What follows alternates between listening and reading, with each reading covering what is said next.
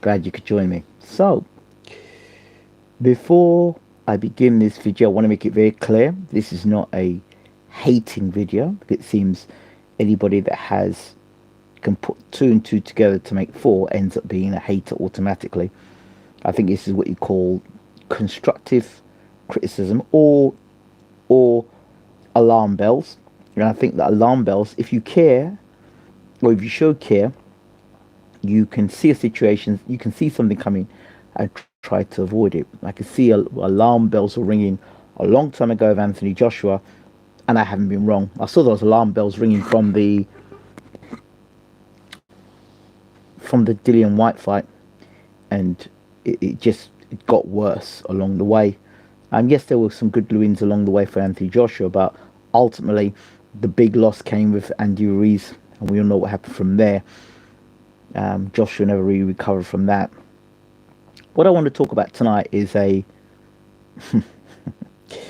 is a young man, a prospect. I'm not going to call him a future star. I'm not going to go that far.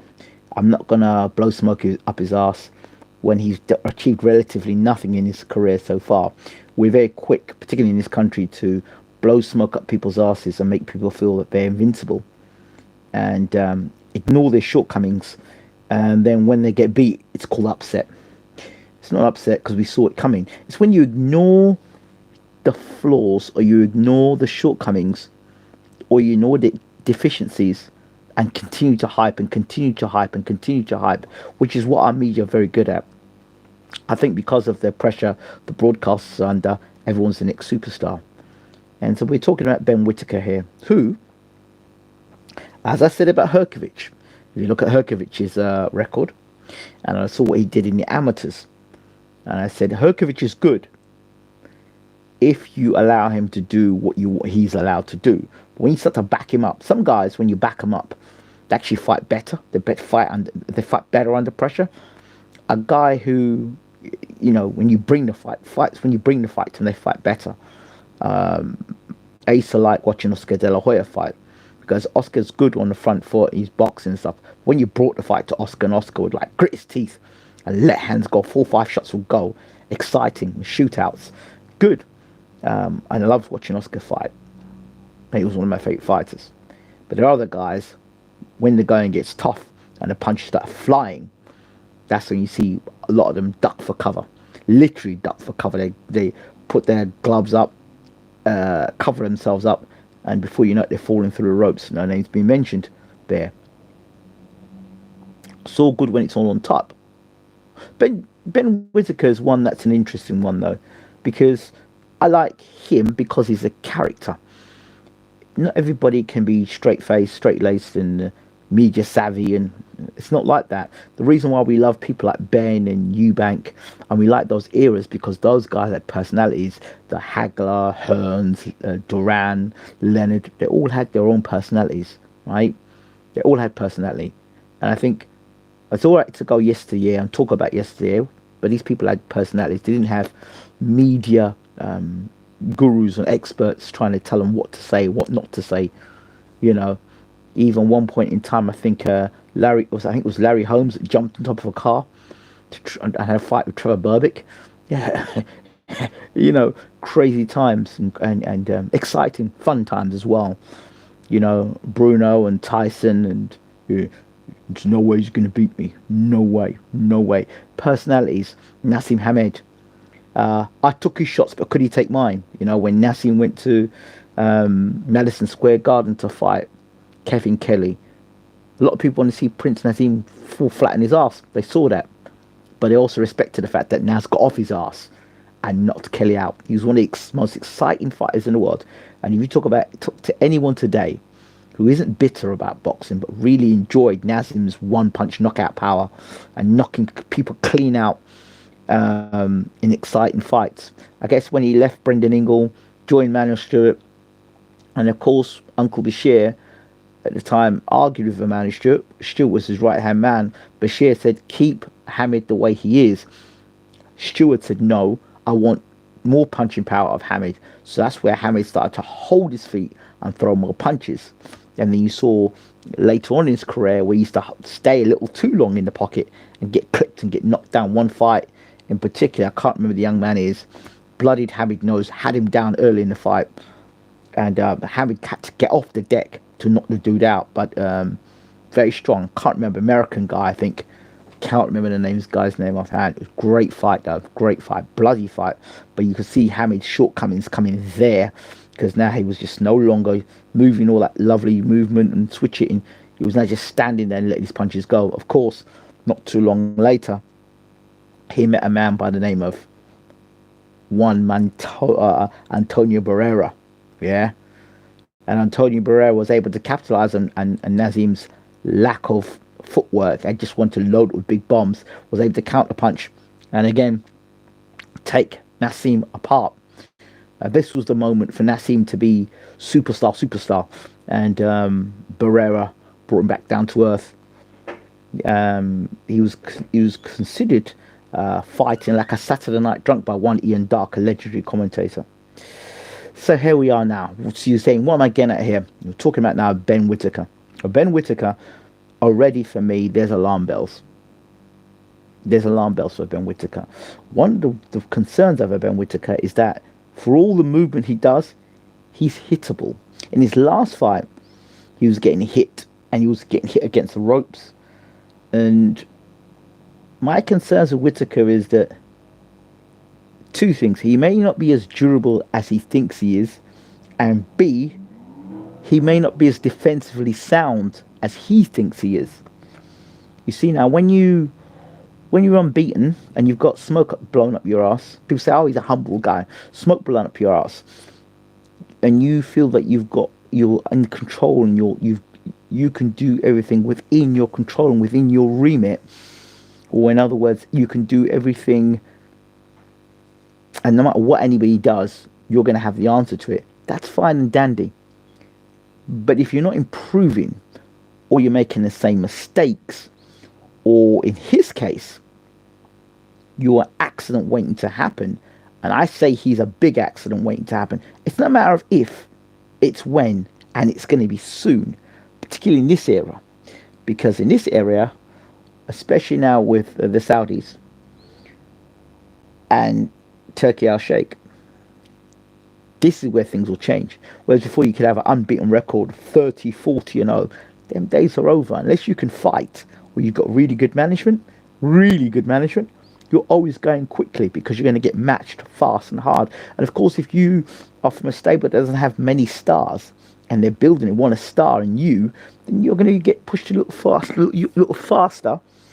And the things you probably would have got away with for 10 and 15 fights, you may only get away with in 5 fights, because the level of opposition is going to be so much greater and so much better. And the stuff you were getting away with Joe Bloggs down the road and Peter from the Butchers and Mike from the pub, those fights where you're getting away with all that nonsense you're doing, dropping your hands and doing that stuff, there are other people that are sitting down watching your moves, studying you. And when the moves don't work and the guy's still there and you don't punch as hard as you think you do, and the guy's still there, and then he starts to time you with shots and he makes you walk onto one, then we have a real fight.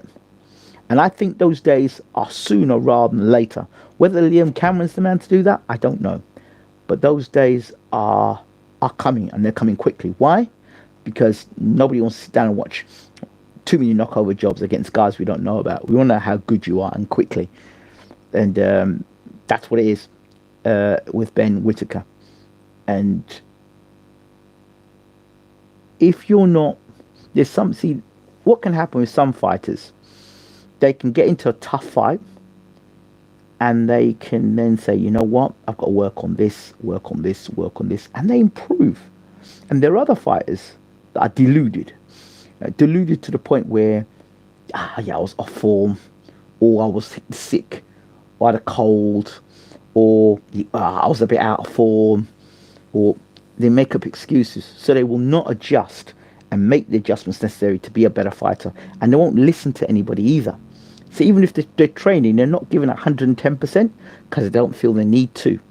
And the only time they feel they need to is when they're on the end of getting close to defeat. That's where you see them trying to pull it out of the bag. So, has Ben Whitaker learnt from his last fight? I don't know. But I can tell you now, he's not going to look as good as he's been looking as he moves up the ranks, because he's there to be hit. He's there to be caught. And he's there to be, what's the word? He's there to be hurt. I'm saying it now, right? I'm not just trying to be a Nostradamus here, but you can see the defensive flaws. And he's not that big a puncher. He's not like a Nassim Hamid where he hits you a shot, bam, and then your legs are going or you're falling over. Whitaker's not that kind of puncher. And you can't be taking them kind of risks the way Whitaker takes his risks in his fights. So you can do that stuff against lower level. But the higher level of boxing, like the top 10, how many guys in the top 10 do you see consistently get away with doing stuff like that? Even Lomachenko got knocked to his ass. And Lomachenko is highly technical. Yeah, but a lot of that showmanship stopped when he moved up to the higher weight division, like against Teofimo Lopez, where a guy who could really crack. He felt one of those, like, you know what? I need to be on my A game tonight. I ain't got time to be a showman because I'm going to get hurt tonight. So, is Whitaker, and that style Whitaker has, is he able to make the adjustments? That's the question. Is Whitaker able to make the adjustments? Is he able to, when he's under pressure, make the adjustments? Is his style that he's got down what he does now off the cuff, is he able to do that at the higher levels? It's all right doing it now, but can he do it for a British title, a European title, a world title? Consistency. And when he can't showboat, or he's showboating his cut to a minimum because the guys hit him hard, what happens then? Is he predictable? These are the questions. I'm going to go out on a hunch here and say that Whitaker isn't as good as advertised. That's what I'm going to say. Because it's all right having all the skills, doing all that stuff there. But I, again, look at his training team. I look at what they can produce. I also look about Whitaker himself and how much he's prepared to push himself. How he really works hard at the gym. But if you work hard at the gym to stay the level that you're at, then how hard are you actually? You're working hard to maintain what you actually are. But what you actually are you a world beater? What you actually are, or just at European level and never higher than the European level? So there's some questions that Whitaker has to answer. What happens when he gets really cracked hard on the chin by a guy that can take his best shot and give him back? What happens when a guy backs him up and puts him under pressure? Look back to the amateur days. How did he handle pressure in the amateur days? In the Olympics, how did he handle pressure? And what was his mindset like? And look at his style then and look at his style now. That's why I looked at Hrgović and I thought that Hrgović, this dude's a hype job. And people said, "No, I'm talking rubbish."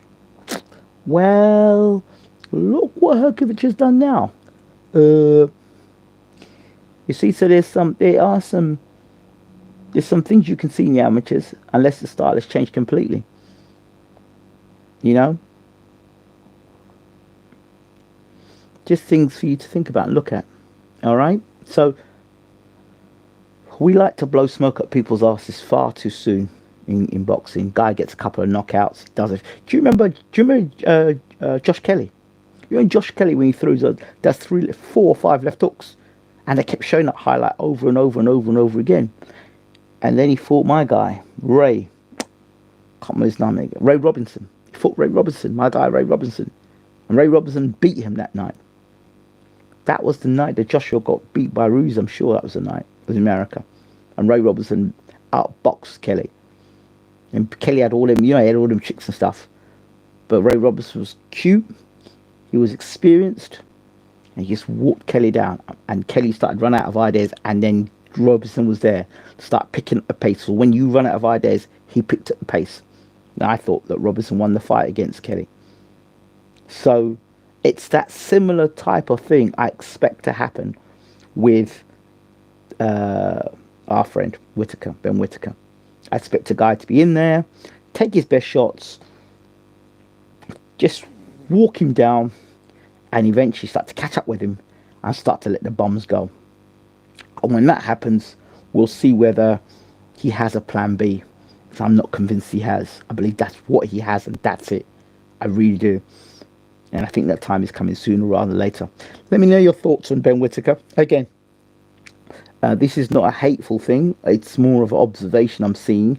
And I've seen it kind of before and again and again and again.